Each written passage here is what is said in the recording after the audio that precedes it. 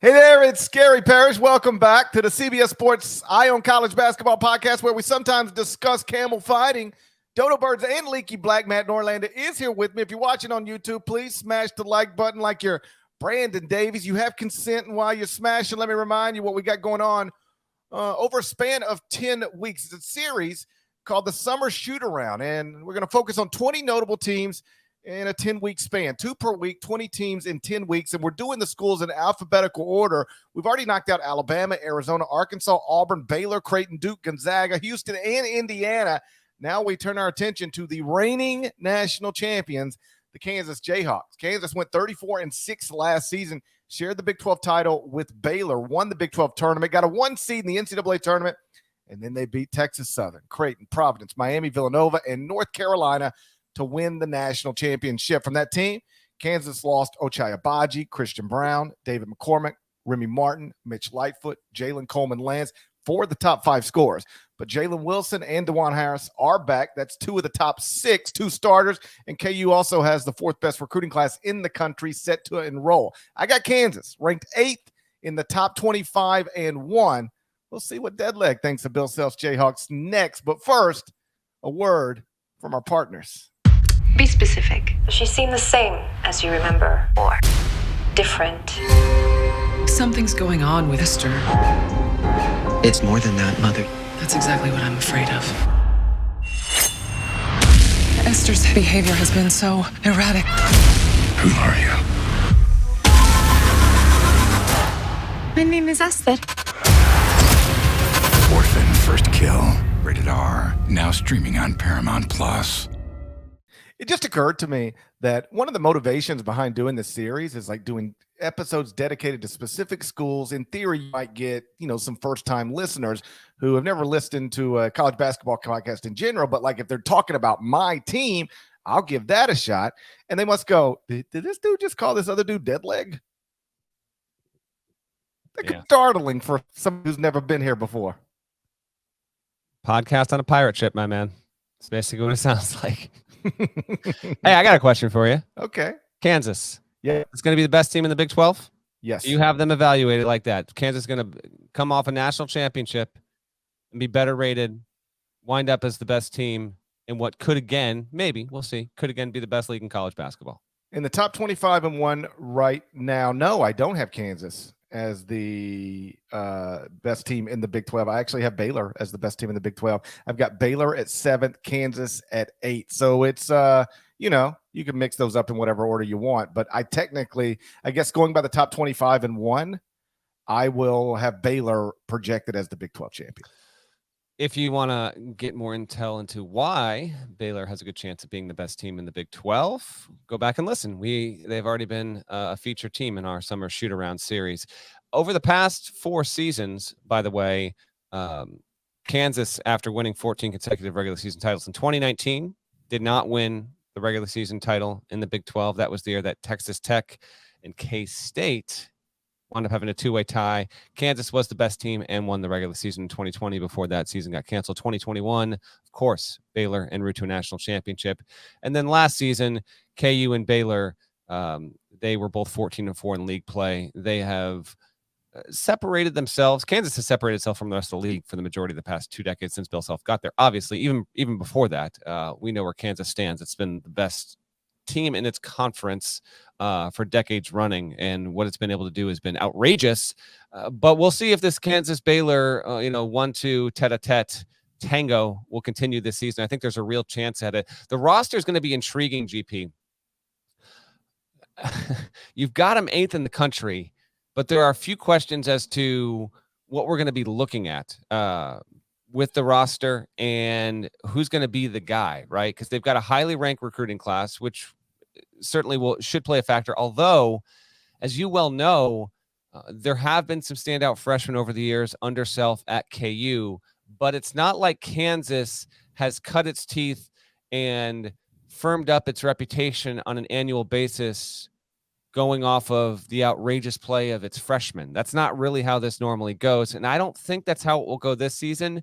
But two names to know are Grady Dick, who looks exactly like you think Grady Dick would look like, and then MJ Rice, a couple of freshmen. Grady Dick's a really, really good offensive player. He was rated, according to 247 Sports, 20th overall. MJ Rice, another incoming, another wing, a top 30 player, more of a 4-star, should be standout players, but I still think, Parrish, it's going to be about Jalen Wilson, DeJuan Harris, and then, the Big 12 is going to have two players that I think will be semi-dark horses to be the national, the player of the year in the conference that can't come by transfer. I think it's Fardaz Amak, who's at Texas Tech, who I think could be an absolute monster if he hits there. I love that transfer situation there. And if not him, maybe it will be Kevin McCullough, who comes by way of Texas Tech, a senior, a 6'6" guy who was an outstanding defender a season ago, could get even better. He transferred in part because he wants to expand his offensive repertoire and give himself a better shot at being drafted in the NBA eventually. So McCullough comes in as kind of the third major piece. But when I look at the roster, Parrish, Wilson, Harris, McCullough, Rice, you got Zach Clemens, Bobby Pettiford's back, Grady Dick. Who is going to be the guy? Will Kansas need a guy? Will it have a guy that really emerges as a top 2-3 player in the Big 12? I'm not convinced that'll happen. Maybe it'll be a bit more by committee. And if that's the case, Self is who he is. He's considered the greatest coach in the game right now by a lot of guys. Will that be enough? We'll have to wait and see. Something else on Self I'll share with you in a second. But when you look at this roster, you said shortly before we started going here, maybe you actually felt a little bit higher on them than previous once you were actually dug in. What made you think that? And what stands out to you here? Well, I don't know that I should have them a little bit higher than I have them. What I meant by that comment is I had them 8th in the country, and I was like, I don't know if I see that other than Bill Self. I just trust Bill Self to have a top 10 team. But I was like, I don't know about the roster. I don't know if that's a top 10 roster. And I still don't know if it's a top 10 roster, but I can talk myself into the roster after deep diving on the Jayhawks, over the past day or so. They bring back DeJuan Harris and Jalen Wilson. That's 2 starters.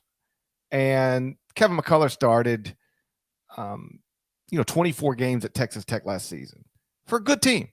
So they've got basically 3 starter level experienced guys from good Big 12 teams.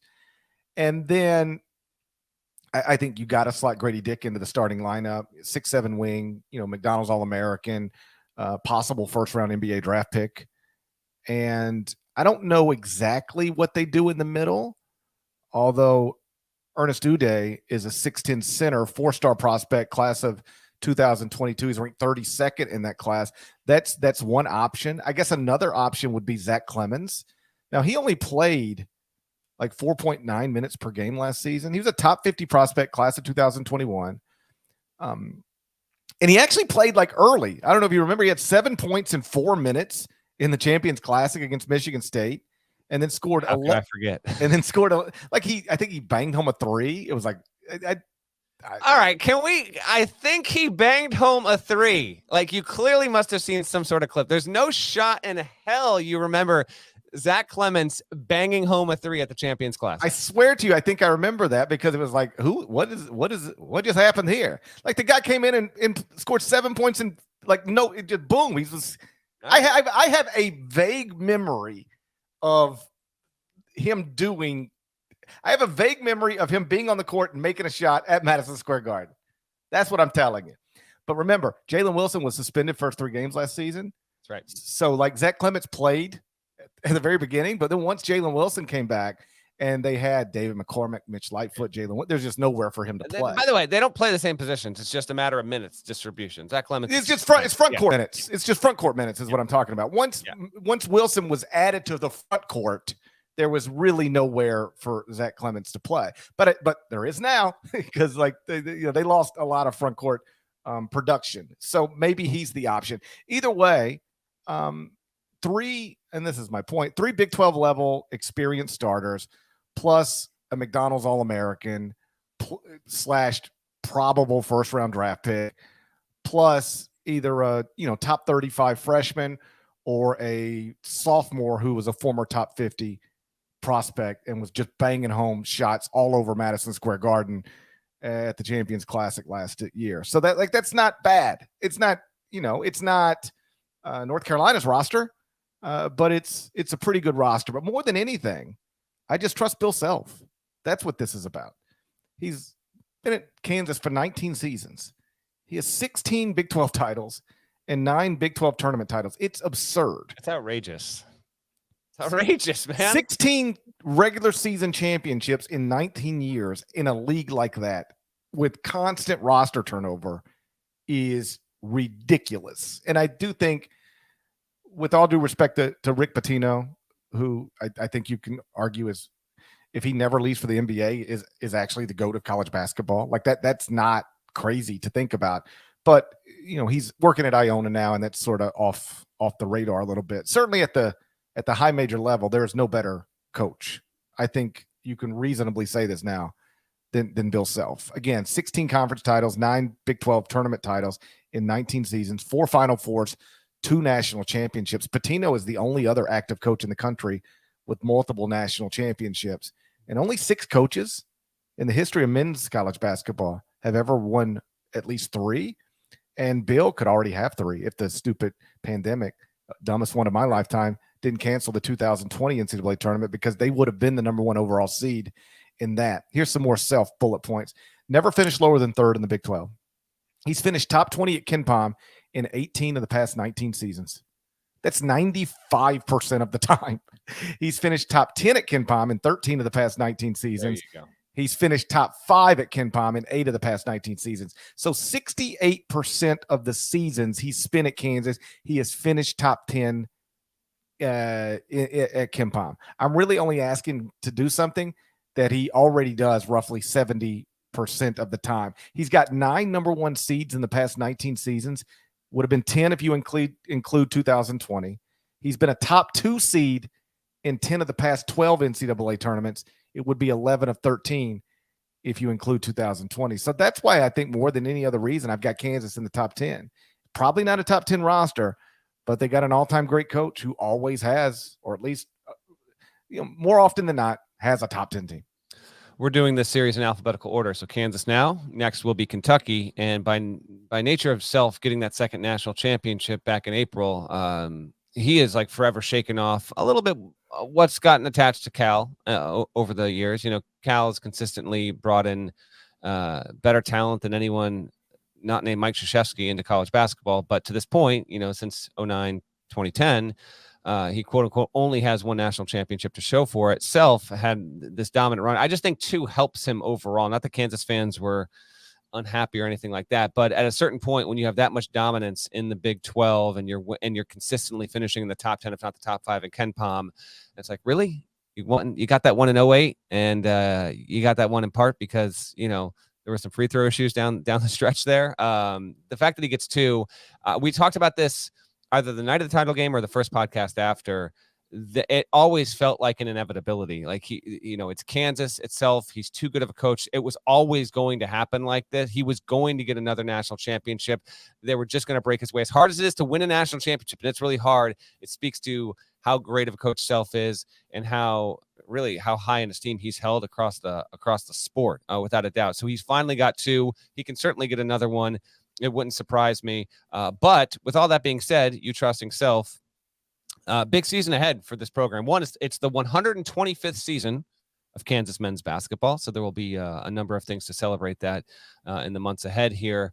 But is he going to be on the sidelines when the season starts? Will he be coaching in the Champions Classic? We don't know. Bill Self, Parrish wasn't on the podcast when I broke the news and we talked about this, but Bill Self was not on the road in the summer. And it's believed to be the spring as well. He's not been on the road all off-season recruiting. The length of that self-imposed sanction is still unknown, but it does beg the question, are sanctions going to finally come down on Kansas via the IARP in regard to the FBI stuff? And Curtis Townsend, Self's longtime assistant, has also been off the road. We don't know how long those, maybe for all we know, they're done. Kansas isn't publicly, putting this out in terms of how detailed these punishments are. Those will be revealed in time once this whole thing finally settles. But there is a chance still that the IARP case will come down before the start of the season. And if that does come down, Would that include a postseason ban? Would it include a multi-year postseason ban? Will there be no ban? Bill Self sitting, I think, is an inevitability. And I think it would be a significant suspension. If that does happen, are we looking at 9 or 10 games? Are we looking at 15 to 20 games? Are we looking at something as drastic as a full season? I don't think so. There was a time where I thought that might have been on the table. I'm not sure about that, but I think that also needs to be brought in this discussion. We talk about Kansas, how good it can be, bringing these pieces. Grady Dick certainly should be one of the more entertaining freshmen just because of his offensive ceiling there. But if they don't have Self on the bench to start the season, then I think it affects Kansas's outlook overall. And to be clear, and Parrish can speak for himself, obviously, with his rankings there, I assume you're ranking KU based off of what you think they will be with Self on the bench, because he unquestionably has a major impact, particularly with a roster like this. To be clear, I'm not saying that the season will start and Self will definitely be on the sideline, but that possibility still lingers out there. But the longer we go into this offseason, obviously the more unfair it becomes if a punishment were to be coming, say, in October into November. I prefer resolution sooner than later. Hell, maybe it still continues to drag even more. Maybe we still don't have an answer on this when we flip the calendar to 2023. But man, oh man, I am about ready, as I know Kansas is, for this to be done. But our first indication in a long time of some real movement behind the scenes came with Self not being allowed to go on the road and being unable to scout and recruit prospects. And as you well know, GP, particularly with North Carolina, that can have some long-term impact. Heck, it already did with Kansas to begin with. They won a national title anyway, but just keep that in mind. I don't know if we're going to be talking about it in an emergency podcast situation, sanctions coming down on KU. Memphis is going to happen before that. And I think Memphis is going to happen before the season starts, but that's just another, subplot to what's happening here with the reigning national champions as we head into the season. Yeah, I didn't think it would be fair or right or whatever to not rank Kansas where I think Kansas should be ranked based on the possibility of Bill Self not coaching some games. So I'll deal with all that when I have to deal with it. For now, they're ranked, with Bill Self as the active head coach. But, and I don't mean this disrespectfully to anybody else on that staff, but like Bill Self is an all-time great coach. To not have him that's a problem. So, or at least it's something that has to be overcome. And so if you were trying to argue, like if you wanted to stand up and make a point now, prediction, Kansas will not finish in the top 10 at KenPom, even though Kansas does roughly 70% of the time under Bill Self. The thing that might work in your favor is, well, they might not have Bill Self for some games. And I guess theoretically, possibly a lot of games. And so, we'll see if any sort of ruling comes down anytime soon. But I have for a while now been a big believer that once classes start, any sort of postseason ban should not apply to the upcoming season. I on one hand, I could argue, hey, listen, every player who just enrolled at Kansas or came back to Kansas knew that a postseason ban was possible. Yeah. So if they truly wanted to ensure they avoided it, they should have gone somewhere else. A lot of coaches off record will make that impassioned case. These guys know the deal. Right. They know the deal. So if it's going to get banned, no violence for them. Yeah. That's certainly one argument, and I could make that argument. The other argument is if you did the postseason ban before classes started, then they could then go elsewhere in theory. Mm-hmm. But once they're on campus and enrolled in classes and started classes, they're kind of stuck. And don't punish them when they're already stuck and don't have the options that they would otherwise have. I could make that argument as well. It has never prevented the NCAA from coming in and postseason banning right before the start of the season. What I prefer would be the case isn't actually the case. So we still don't know whether Kansas will be eligible for the 2023 NCAA tournament. But once classes start, and that's like soon, I would prefer, if there is going to be a postseason ban, they say it's not for 23, it's for 24 or 25, 24. Yeah. And if it's multi-year, it's just started in 24. Once classes start, don't impact this upcoming season. But as always, we'll see. And I guess that is the biggest question hanging over the Kansas basketball program right now. At other places, it's like, what will point guard play look like? Can Oscar Tshiebwe repeat as National Player of the Year? At Kansas, it's like, are we going to have our coach, and are we going to play in the 2023 NCAA tournament? Are we going to be eligible for it? That in mind, I wanted. We started this maybe 4 episodes in, but I want to try and do this with most of the teams throughout. So let's do regular season win total here. Last season, Kansas won 25 games in the regular season, and this one gets challenging because we got to take into count the possibility that Self might not be on the sideline for some, if not a majority of these games. We just don't know, or maybe he'll be on the sideline for all of them. So KU went 12-4 in the Big 12 last season, en route to a national championship, won 25 games. Obviously, it was a 1 seed. Here are the non-con games of note. The Big 12 was the best conference in the country last season, as it's been for the majority of the past decade. We'll see if that winds up being the case again. Non-con games of note. Champions Classic against Duke. John Shire, hello, welcome to the table. Then they're going to go to the Battle for Atlantis, which is somewhat of a weaker field, not a bad field, obviously. It's, with the exception of these years, like we got PK 85 this season, Maui and Battle for Atlantis have clearly separated themselves. And then you'll get 2 or 3 other like pretty decent ones, but Battle for Atlantis always has a good field. Just this season, it's a tad bit weaker than it's been in recent years. Kansas is going to play NC State. Then it will get either a Dayton team, which might be the best in the A-10, or Wisconsin. We'll see what the Bucky can be. And then on the other half of the bracket, they'll play either Tennessee, SEC contender, USC, we'll see if they're NCAA tournament caliber, BYU in its last season in the WCC, or Butler under Thad Matta. Then December 1, home to Seton Hall in the Shaheen Holloway era. Love this. Against Missouri, December 10th, bringing back that rivalry, which is absolutely wonderful. We'll see what Missouri can be in year 100 Dennis Gates. Kansas will be favored in that game. I get all that, but KU and Mizzou back. Come on now. Let's have it every year. Home to Indiana, which we talked about on the IU podcast. That's on December 17th. And then they will play at Kentucky in the Big 12 SEC Challenge in the last Saturday of January. So with that in mind, let's go over under. I'll go first, GP. Give me Kansas at 23-8. Give me 23-8, which is what I think I said on our most recent show we did last week as well with another team. But I'll go 23-8, and I'm factoring in the potential for no Self in some of these games. I'll slightly lean that way. Okay, I'm going to go 2 losses in the league. Then that's it. You love 2 losses in the non-league. I mean, 2 losses at Kentucky, home to Indiana, Battle for Atlantis could be a trip up, but okay, it's completely reasonable. They're going to put back Dayton for that Maui. Hey, Kansas State, yeah, and then they played again. Remember they played? Was it last season?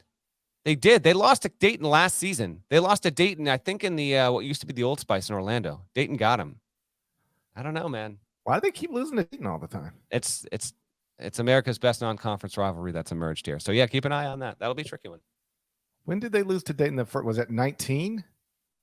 Did they beat them then? It was 1920 because that was they beat Dayton, but it was overtime. That was the Obi Toppin. Oh, okay. So they beat Dayton in Maui, and then they lost to Dayton last year in Orlando. It's the rubber match. Here we go. If they would have to meet in the semis of Battle for Atlantis if it happens. We need a Kansas Dayton home and home.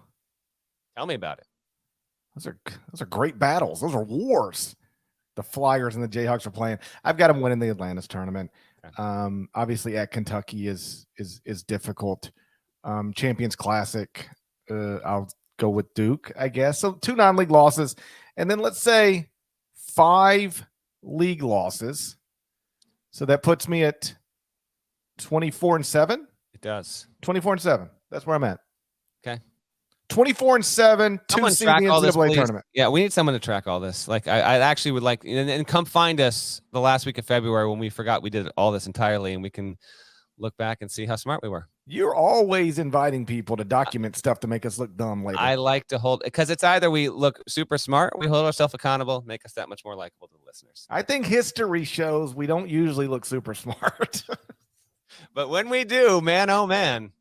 I think a lot of, in addition to, how much will Bill be available if a punishment does come down, Jalen Wilson, like, this is a guy who was really good as a freshman and then not as good as a sophomore. We always talk about that freshman to sophomore jump, Jaden Ivey and so on and so forth. And Jalen Wilson went the wrong direction. Production went down. He averaged only 11.1 points last season. That was down from his freshman season. 7.4 rebounds. That was down from his freshman season. Shot just 26.3% from three. That's obviously not good. Like, if Kansas is going to really win back-to-back Big 12 titles and stay at the tip top of that league, Jalen Wilson's got to be good. I don't know that he has to make the jump that Ochai Agbaji made, from his junior year to his senior year, but he's got to be better than he was last season, because last season he was just a guy. He's just a guy. He's supposed to be better than that. Gonna have to be a top 25 player in America. Don't know if he can make that jump. We'll see. Shouts to Devin Downey. Shouts to Chester, South Carolina. Shouts to Huck, Larnell. And thank you guys once again for listening to the Eye on College Basketball Podcast. If you're not subscribed, please go subscribe anywhere you subscribe to podcasts, including Apple Podcasts and Spotify. 5 stars, nice review at Apple, please. There's more of us than there are of them. Make sure that's reflected in the comments. If you're not subscribed to the YouTube channel, please knock that out while you're here. So simple to do. I thank you in advance. We'll talk to you again soon. Till then, take care.